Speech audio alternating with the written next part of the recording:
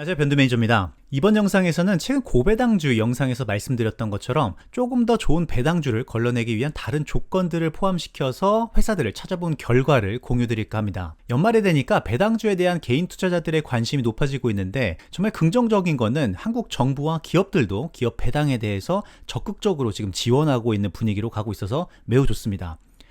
금감원이 지난주 수요일 보도자료를 통해서 배당 절차 개선 방안에 대해서 다시 한번 안내를 했는데요. 이 안에서 보게 되면은 앞으로 더 많은 기업들이 배당 절차 개선안에 참여를 유도하기 위해서 여러 가지 인센티브를 제공한다라고도 하고, 또 개인 투자자들이 개선안에 참여한 기업들 리스트를 좀 더 쉽게 확인할 수 있도록 시스템도 개선시켜서 공유한다라고 합니다. 이번 보도자료를 보면 현재까지 이번 정부의 배당 절차 개선 변화에 참여하는 기업들을 보게 되면은 코스피에서는 23%, 코스닥에서는 30% 기업들이 정비를 완료했고요. 아직은 좀 부족하게 느껴지기는 하지만 올해가 첫 해라는 점, 그리고 올해 포함된 기업들이 전통적인 배당주이기 때문에 사실 국내 배당주에 투자하는 데는 투자자 입장에서는 큰 문제는 아니라고 생각이 됩니다. 배당 절차가 그럼 어떻게 바뀌는 것이고, 한국에서 배당주를 투자하는 데 있어서 투자자 입장에서는 어떤 변화가 있고, 그래서 언제 어떻게 배당 투자를 해야 하는지 아직 모르시는 분들은 제가 최근에 업로드한 영상을 한번 확인해 보시면 도움이 되실 거고요. 아니면 금융감독원 보도자료실에 가시면요, 이 정책 변화에 대해서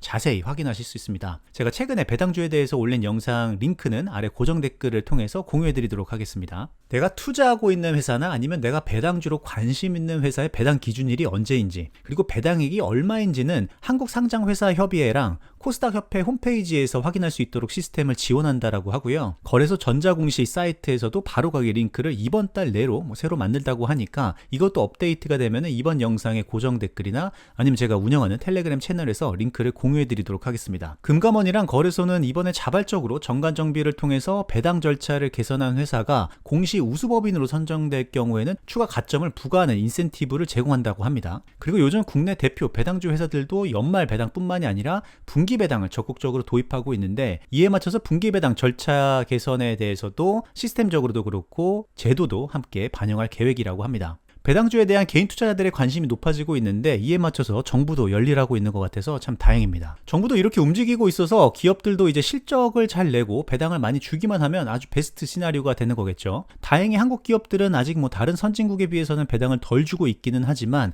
그래도 최근 몇 년을 보면은 기업들도 배당 성향을 높이고 있고 배당을 포함해가지고 주주 환원을 더 많이 해주려는 결정을 내리고 있습니다. 그 안에서는 자사주를 매입한다던가, 예전에는 매입만 하고 아무것도 안 했는데 요즘에는 소각까지 같이 공시를 하고 있는 회사들이 늘어나고 있죠. 그럼 이제 중요한 거는 내년에도 실적 성장이 나타나서 기대하는 배당을 올해뿐만이 아니라 내년에도 더 많이 받을 수 있는지가 중요해지겠죠. 다행히도 내년에는 한국 기업들의 실적이 전 세계 증시에서 유독 성장률이 높습니다. 물론 올해는 실적이 좋지 못했었던 대형 수출주들이 내년에는 턴어라운드하는 기업들이 많기 때문이긴 하지만, 어쨌든 올해보다 실적이 좋다는 거는 주식 투자자 입장에서는 긍정적인 시그널이죠. 내년 한국 코스피 기업들의 주당 순이익은 올해보다 68% 상승할 것이라고 지금 전망되고 있습니다. 최근에 조금 더 좋은 소식이 있죠. 바로 내년 실적 전망치가 최근에는 계속 조금씩 상향되고 있다는 겁니다. 가장 최근에 전망된 실적 전망치가 3개월 전에 추정했었던 것보다, 그리고 한 달 전에 추정했었던 것보다 조금씩 더 개선되고 있는 상황이죠. 그 말은 국내 기업들의 상황이 3개월 전보다,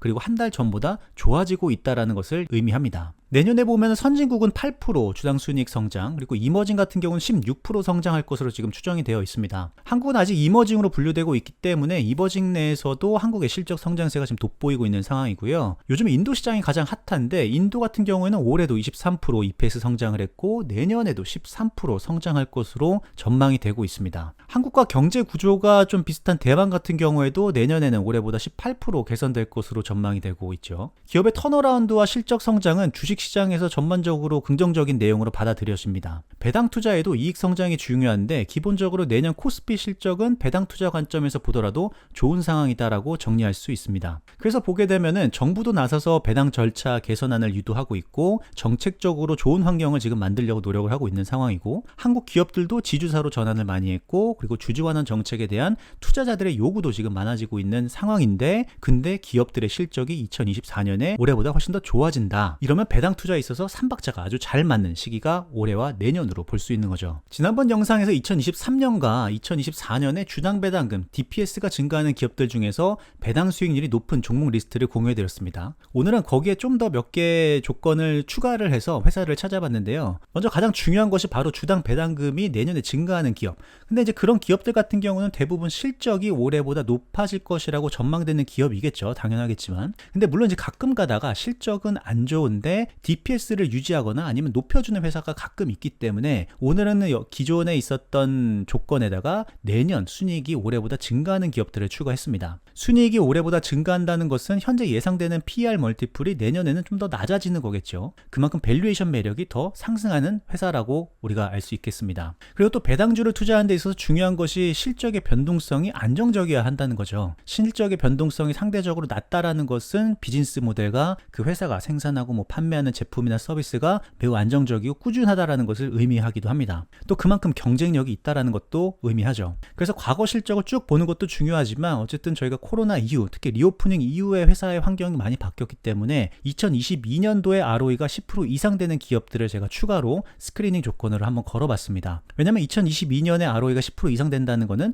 올해 실적이 좀 빠졌다가 내년 실적이 증가한다라는 것은 내년에 ROE가 10% 이상 되는 확률이 높기 때문인 거죠. 그래서 2022년 ROE가 10% 이상 되는 기업인데 올해 멀티플이 낮고 2024년 실적 성장도 예상되는 기업 중에서 배당 수익률이 5% 이상 되는 기업들 중에서 우리가 배당주를 선정하게 된다라고 하면 그만큼 성공 확률을 조금이라도 더 높일 수 있는 거겠죠. 이 기준으로 회사를 뽑아서 탑 12 기업 리스트를 확인해 보니까 이렇습니다. 1위와 3위까지는 금융주가 포함되어 있고요. 금융주 같은 경우 특히 은행주를 볼 때는 지금 금리 인상 사이클이 이제는 마무리 단계에 와 있기 때문에 마진 개선을 여기서 더 기대하는 것보다는 내년부터는 대출 성장을 잘 할 수 있을지, 그리고 밑단에서 충당금이 잘 관리되어서 순이익까지 다 개선될 수 있을지가 가장 중요한 포인트인 것 같고요. 정부에서 배당에 대해서 올해 몇 번 왔다 갔다 하기는 했지만 은행들이 올해 중간 배당을 하는 거 가지고서는 정치 쪽에서 아무런 얘기가 없었죠. 그래서 결국은 이거는 이제 정치적인 논리에서 립서비스를 했다라고 저는 개인적으로 보고 있고, 결국 이제 내년 총선이 지나게 되면은 금융주들의 배당을 가지고 이제 정치적인 노이즈는 많이 사라질 것이라고 생각이 됩니다. 국내 증시 선진화를 위해서는 배당 개선이 우선이고, 금융주들이 배당을 덜 한다고 하면은 코스피 전체 배당 수익률이 낮아지는 거기 때문에 사실 정치 쪽에서 금융을 가지고서 뭔가 계속 태클 걸기는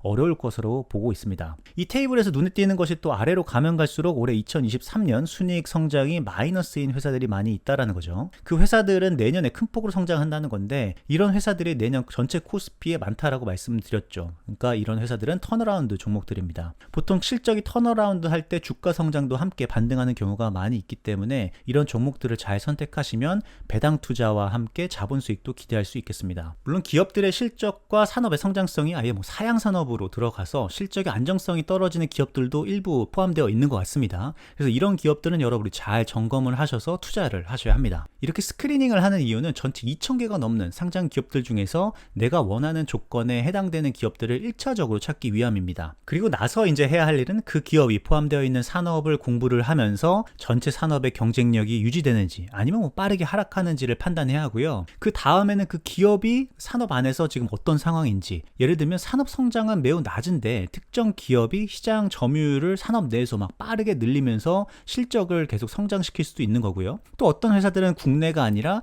해외에서 돌파구를 찾아서 실적을 성장하는 기업도 분명히 있을 수 있는 거죠. 그래서 결국 중요한 거는 내가 원하는 조건을 검색한 뒤에는 역시나 기업 분석 공부가 필수라는 겁니다. 오늘 공유드린 기업 중에서 저희가 매주 수요일마다 공부하는 라이브에서 커버했었던 종목들이 많이 포함되어 있는데, 이번 주 수요일에도 여기 포함되어 있는 기업 중에서 하나를 선택해서 좀 더 자세히 공부해볼지 한번 고민해 보겠습니다. 그럼 오늘은 여기까지 정리하도록 하겠습니다. 가시기 전에 구독과 좋아요, 알람 설정까지 부탁드립니다. 감사합니다.